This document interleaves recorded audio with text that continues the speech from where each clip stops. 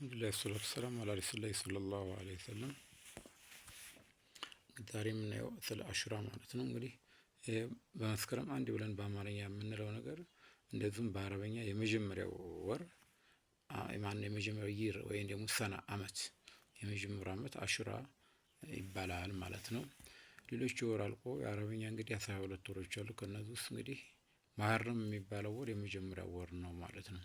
መስከረም አንድ ብለን እንደምንለው ማለት ነው። ከረም ጥቅምት ብለን እንደምንለው የአረበኛ አሁን አሹራ ነው ማለት ነው። አሹራ ይባላል በስያሜው ወይም ደግሞ መሀረም ብሎ የሚባለው ወር ገብቷል ማለት እንግዲህ በዛን ቀን ነቢያችን ሰለላሁ ዐለይሂ ወሰለም 9ኛው ቀን በጾም አሳልፈውታል። እና አሹራ ብዙ ጊዜ ተአምራቶችን ወይም ደግሞ ጭንቅ ላይ የነበረን ሰዎች ተጭንቅ የመላቀቂያ ወር ነው። አብዛኛው ጊዜ የምናያቸው ነገሮች ማለት ነው። ስለዚህ በአሹራ ውስጥ የተከናወኑ ተግባራቶች የምናያቸው ነገሮች አሉ። እነዛ እናያለን። ከነዚህ ውስጥ እንግዲህ ወደ በቀላሉ 15 ነገሮች የተከወኑባቸው ወይም ደግሞ ድርጊት የተደረገባቸው ነገሮች አሉ ማለት ነው። አብዛኛዎቹ እንግዲህ በቃ ሰውየው ጭንቅ ላይ ያለ ፈረጃ ያገኘበት ነው ማለት ወደፊት እናያቸዋለን በነቢያቶች ላይ ባለፈው ታሪክ ማለት ነው። አንዳንድ ክስተቶች በአጋጣሚ ፕሮባቢሊቲ ቢኖሩም ማለት ነው። አንደኛ ምንድነው? አሹራ የውሙል ለዚ ታበላሁ ፊሂ አደም አለይሂ ሰላም ነብዩላህ አደም አለይሂ ሰላም አንደኛ ፈረጃ ያገኙበት ነው። አላህ ተወንጀላቸው ይቅር ያላቸው ተውበት የተቀበለባቸው አንድ ነው ከጀነት የወጡ ጊዜ ማለት ነው። ሁለተኛ ደግሞ የውሙል ለዚ ረፈዐ አላሁ ቢሂ ኢድሪስ መከነ አለያ ነብዩላህ ኢድሪስ አለይሂ ሰላም ከፍ አለ ቦታ አላህ ከፍ ያደረገባቸው ጊዜ ነው ማለት ነው። ሁለተኛ ደግሞ ለዚህ ነጀ አላሁ ቢሂ ኢብራሂም ሚነናር ነብዩላህ ኢብራሂም አለይሂ ሰላም ከእሳት ነፃ ያወጣባቸው ቀን መቼ ይባል? በዚህ ወር ወይም በዚህ በአሹራ ጊዜ ነው ማለት ነው። አራተኛ የውሙል ለዚ አኽረጀ ፊሂ ኑሐ ሚነ ሰፊነተ ነብዩላህ ኑህ አለይሂ ሰላም በፈተነ ህዝቦቻቸውና ያልታዘዙ ህዝቦች ሰፊና ሰርተው አይን ስለ እስናኤል ፉልከ ቢአዩና ቢሮ በቁርአን እንደተጠቀሰው ነብዩላህ ኑህ መርከባቸውን ሰርተው ጀልባቸውን ሰርተው ነፃ የወጡበት ነው ከባህር መስመጥ ማለት ነው። አምስተኛ ደግሞ ለዚህ አንዘለ አላሁ ፊሂ ተውራት አለ ሙሳ አምስተኛ ደግሞ ነብዩላህ ሙሳ ተውራትን ያወረደበት ወር ነው ማለት በዚህ ወር ማለት ነው መሀረም። ሌላው ስድስተኛው ለዚህ ፈደላሁ ቢሂ እስማኤል ሚነ ዚብህ ነብዩላህ እስማኤል ልጅ በተባሉበት ጊዜ በዛን ሰዓት በዛን ክስተት ማለት ነው በግ አምጥቶ አላህ የነሱን ፊዳ ያደረገባቸው ጊዜ ነው ማለት ነው። ስድስተኛ ሰባተኛው ለዚህ አኽረጀ አላሁ ፊሂ ዩሱፍ ሚነ ሲጅን ሌላው ሰባተኛው ነብዩላህ ዩሱፍን ከእስር ቤት ያወጣባቸው ጊዜ ነው ማለት ነው።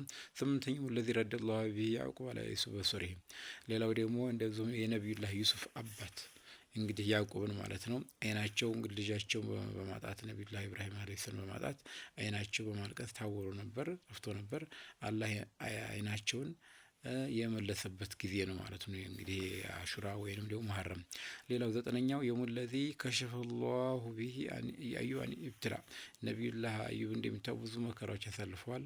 አንኛው ነፃ የወጡበት ቀን መቼ ነው ቢባል ማለት ነው እንደዚሁ በዚሁ በአሹራ ጊዜ ነው ማለት ነው። አብዛኛው እንግዲህ ፈረጃ ወረቀት ጭንቅ በቃ መገላገያው ሰዓት ነው ማለት ነው። አሹራ አላህ ተኛም ተምንም ከማንም ነገር መጥፎ ነገር ቢሆን አላህ ይፈርጀንና ማለት ነው። አስረኛው ለዚ አኽረጀ ፊሂ ዩኑስ ሚነ በጥኒ ሑት ሌላው ደግሞ ነብዩላህ ዩኑስን ከአሳ ሆድ ውስጥ የወጡበት ጊዜ መቼ ነው ቢባል በዚህ በአሹራ ወይም በዚህ በመሀረም ወር ነው ማለት ነው። ሌላው ደግሞ 11ኛ የውሙል ለዚ ኸለቀ አላሁ ቢሂ በሕረ ሊሰይድና ሙሳ ወቀውሙሁ ወነጃሁም ሚን ፊርዐውን ሌላው ደግሞ ምንድነው 11ኛው ተባህር ነፃ ያወጣቸው ማለት ነው። ማንም ሙሳን ማለት ህዝቦቻቸውን ከፊርዓውን ሰቆቃ ወይም ከፊርዓውን ስቃይ ማለት ነው። 12ኛው ለዚ ገፈረ አላሁ ለሰይድና ሙሐመድን ማተቀደም ሲማ ተአኸረ ነብዩ ሰለላሁ ዐለይሂ ወሰለም ያለፈው የሚመጣ ወንጀል ምርያህ ወይንም ተወንጀሉ ነፃ አውጥቻለሁ ምርያለሁ የተባለበት ቀን መቼ ነው ቢባል መቼ ነው? በዙ በአሹራ በመሀረም ወር ላይ ነው ማለት ነው። እሺ ሌላው ደግሞ 13ኛው ያው ይሄ አሳዛኞች ናቸው የበዛው ክስተት ናቸው። የውሙል ለዚ ቁቲለ ቢሂ ሰይድና ሐሰን አቢ አብደላህ መዝኑ ነብዩላህ እንግዲህ ማነው የነቢያችን ልጅ ሰለላሁ ዐለይሂ ወሰለም ሁሰይን የተገደሉበት ጊዜ ነው ማለት ነው።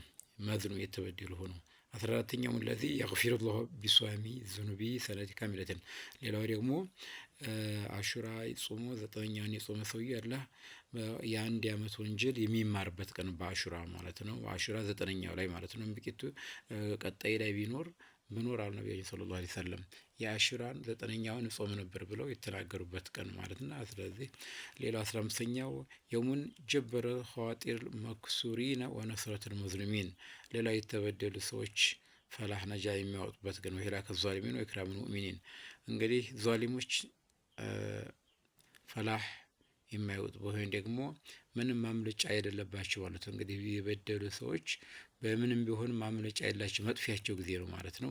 ለአማኞች ደግሞ ታለባቸው ጭንቀት ሰቆቃ ነፃ የሚወጡበት ቀን ነው። መቼ ቢባል ይህ አሹራ ማለት ነው። ስለዚህ እኛን እንግዲህ በተናገርነው ተጠቃሚዎች አላህ ያድርገን።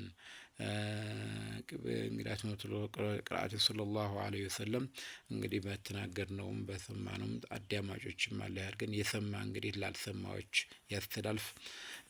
ማንኛውም ሰው አንድ ሰው ወደ እስላም ቢመራለት ወደ ዲን ቢመራለት ቀይ ግመል ማግኘት ወይ በጊዜያቸው ትልቅ የምትባለው በአሁኑ በሚሊዮን ወይም በቢሊዮን የሚሸጥ ከሚገኝ ንብረት አንድ ሰው ወደ እስላም ተቀባይ የሚያደርግ ለሰውዬ ጥቅሙ ትልቅ ስለሆነ ከነዛ ሰዎች አላህ ያድርገን።